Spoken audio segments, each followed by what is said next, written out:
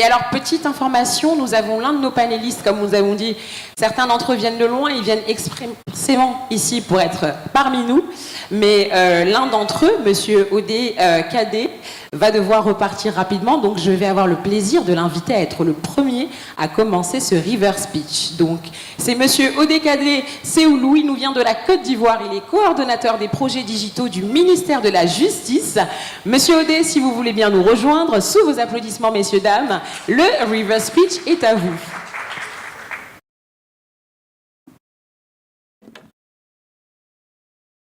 Merci. Alors, bienvenue, Monsieur Odé.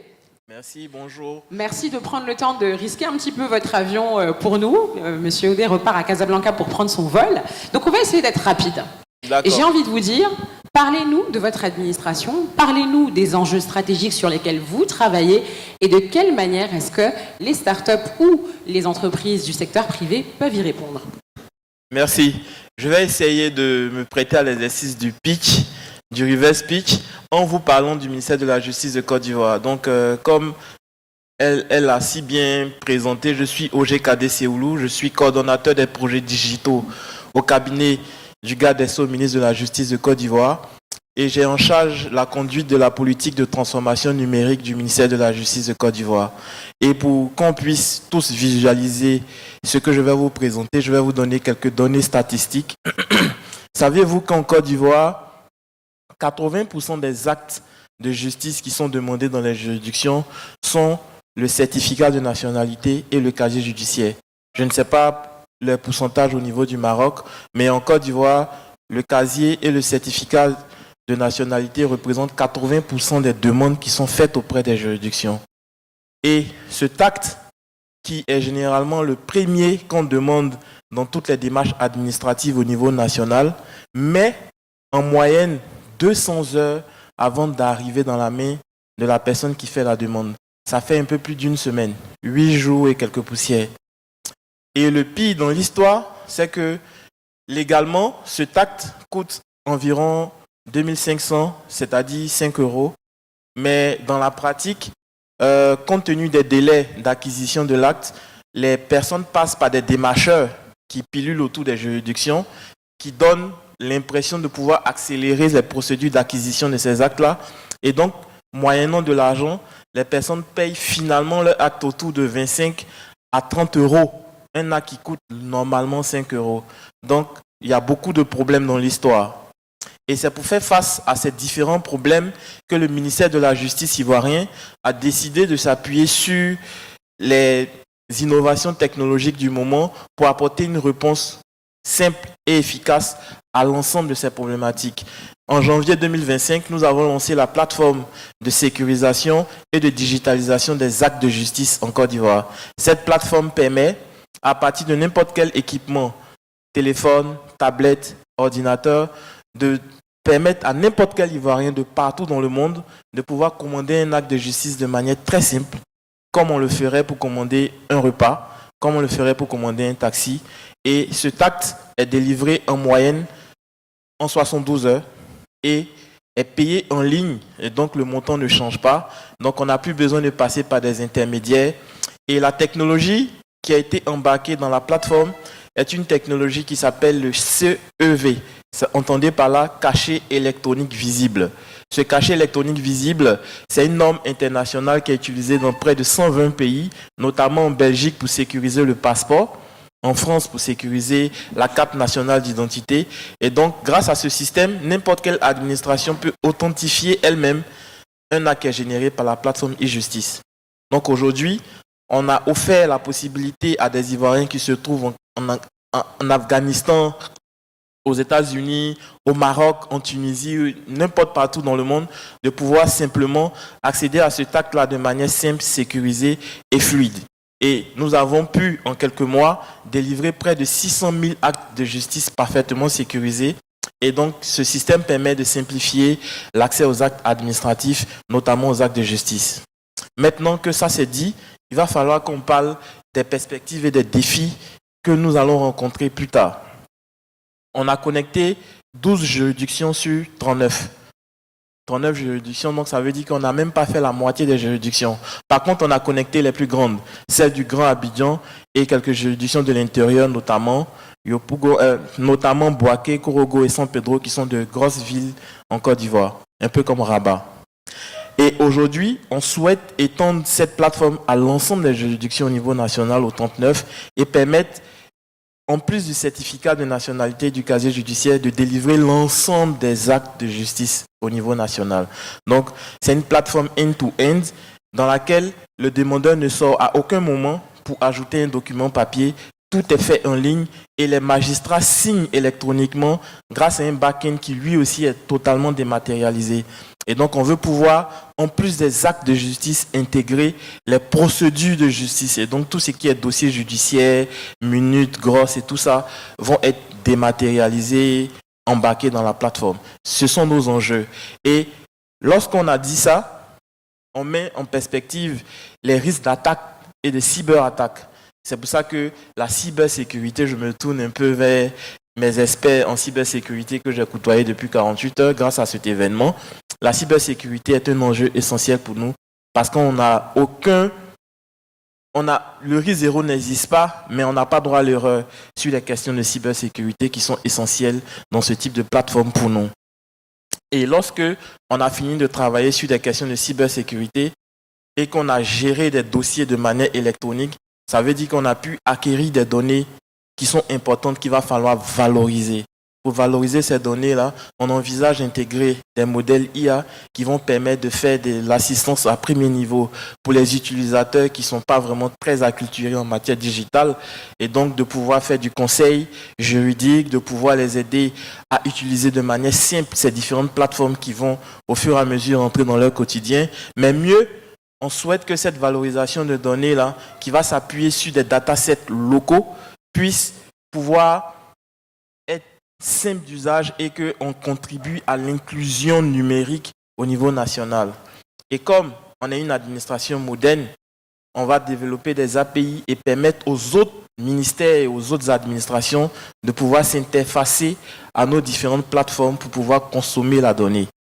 Et pour rebondir sur ce que Madame a dit tout à l'heure à la fin de son propos, il faut que tout ce qui est données statistiques importantes puisse migrer vers une plateforme open data et serve justement aux startups dans le but de développer tout ce qui est écosystème legal tech. Voilà, pour que justement on contribue au niveau national à ce que j'ai entendu hier l'administration X.0. Voilà, brièvement présenter les chantiers qui sont ouverts avec la plateforme e-justice et c'est sur ces mots que je vais m'arrêter. Je vous remercie. Merci beaucoup pour cette très claire description à la fois de vos défis, mais aussi des enjeux et des solutions que vous avez déjà implémentées. Ça, c'est le concret dont on a parlé tout à l'heure. Alors aujourd'hui, on a Mentimeter qui nous permet d'avoir une question de l'audience. En tant que start-up, comment faites-vous référencer dans le service public ? Comment vous faites-vous référencer dans le service public en Côte d'Ivoire? Alors, je vais retraduire cette question pour vous. Comment pourrait faire une start-up, du coup, en Côte d'Ivoire pour être référencée, effectivement, vis-à-vis du service public et pouvoir apporter des solutions? La particularité du ministère de la Justice en Côte d'Ivoire, c'est que c'est un ministère qui est vraiment ouvert aux populations. On estime qu'on donne un service public et donc les entreprises ont la possibilité de déposer les dossiers d'agrément directement au ministère, au cabinet. Nous sommes situés au plateau, à la tour B, au 16e étage et au 17e étage. Et donc, n'importe quelle entreprise a la possibilité de venir et souvent, demander même à me voir, on les reçoit avec plaisir. Donc, si une entreprise a des propositions de solutions, franchement, il n'y a aucun souci. Et peut-être que les organisateurs pourraient laisser mon mail disponible aux entreprises marocaines qui souhaitent soumettre des projets. On va regarder si ça rentre dans notre vision. Il n'y a aucun souci.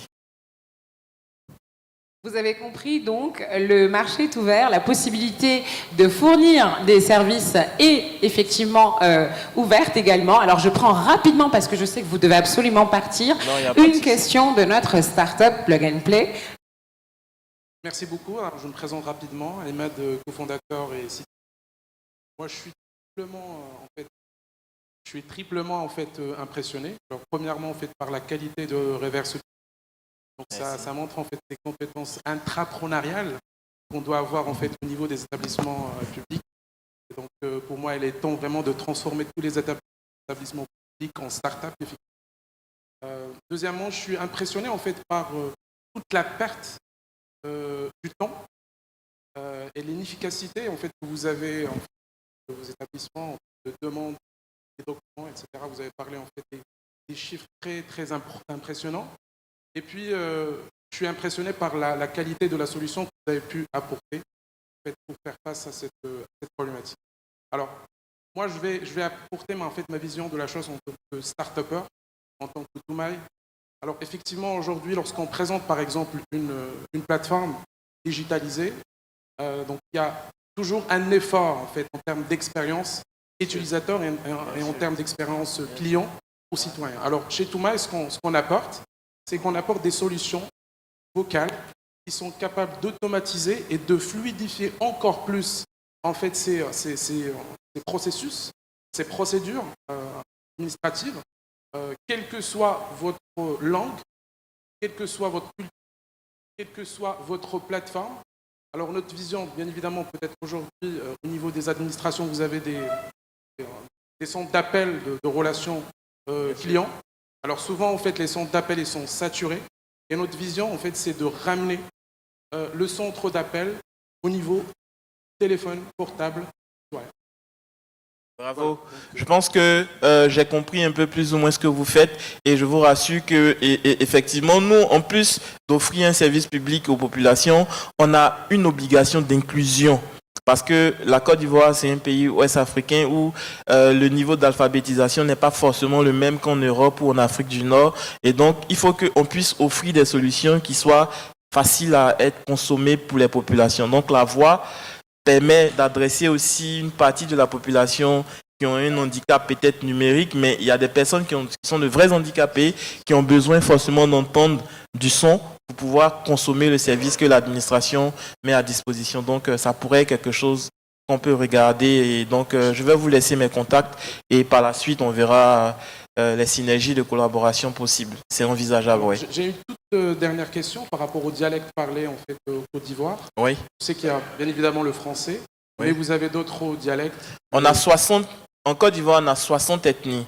Et là, vous touchez un sujet qui fait qu'on ne peut pas, de manière unilatérale, sélectionner certaines et laisser d'autres.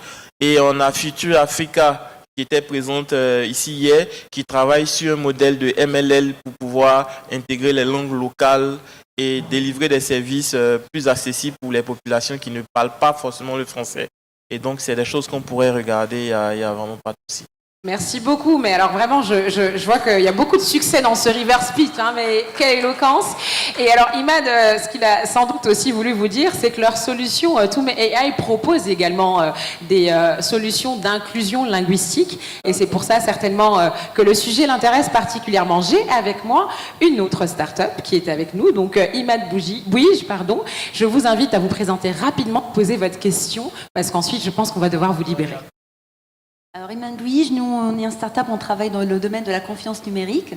Donc, tout ce qui est service de confiance, signature électronique, cachetage, infrastructure accueil public et cachetage et CEV, justement. Et donc, du coup, je pense que c'est un projet, il a été vraiment un succès pour plusieurs raisons. Parce qu'on avait interagi, on a été consultés au début de ce projet-là, quand vous posiez des questions sur quel algorithme choisir.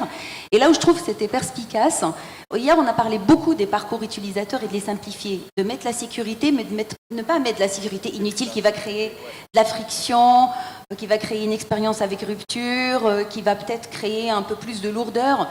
Et je trouve que ce projet-là aussi était réussi parce qu'au début vous êtes parti sur des bons choix techniques, vous avez consulté des grands groupes, des startups comme nous. Et il me semble que vous vous posiez la question sur le DDoC, qui a un CEV français effectivement signé, plus sécurisé. Et on avait discuté à l'époque et on avait dit, bon, c'est un peu plus lourd, il faut toute une gestion autour. Et vous êtes parti vraiment sur un algorithme qui est plus simple, en le sécurisant de plus en plus. Et ça, c'est quelque chose qu'on ne souligne pas assez. C'est vrai que des fois, on se concentre beaucoup plus sur la technologie que sur en fait, le parcours utilisateur. Et si c'est une réussite, c'est parce que le parcours utilisateur, le techno maintenant était au service du parcours utilisateur et que la sécurité était là où il faut. Donc bravo. Là, franchement, merci. Merci Je pense beaucoup. que c'est le salaire de nous techniques IT, c'est justement ce type de témoignage là, parce que pour aboutir à un projet qui sert aujourd'hui les Ivoiriens de partout dans le monde, là on voit le résultat final, mais c'est des années de boulot. Vous vous imaginez pas. Et effectivement, on a eu une démarche. Moi, je viens de l'environnement startup, et donc on a vraiment voulu casser les silos et on a consulté les grands groupes, les startups, tous ceux qui pouvaient nous apporter des solutions qui allaient nous permettre de faire un leapfrog, parce que l'administration ivoirienne, on est la première à donner une solution end-to-end. Aujourd'hui, on a le certificat de nationalité en version électronique qui produit les mêmes effets de droit que la version papier. Et on a supprimé le casier judiciaire en version papier, ça n'existe plus. C'est du 100% électronique, et donc on est ouvert, et je pense que je suis au thème Monsieur de mon... Seoulou, bravo, merci pour cette qualité exceptionnelle de River Speech. Et je pense qu'il nous a aidé à démontrer à quel point, je vous avais dit hier, nous étions dans les concepts, mais aujourd'hui nous sommes dans les exemples concrets. Merci Iman aussi de nous avoir montré à quel point les interactions sont déjà existantes entre les startups, notamment marocaines, et les administrations panafricaines. Merci infiniment, Monsieur Seoulou. On va vous laisser partir en espérant que vous allez bien pouvoir avoir votre vol à Casablanca.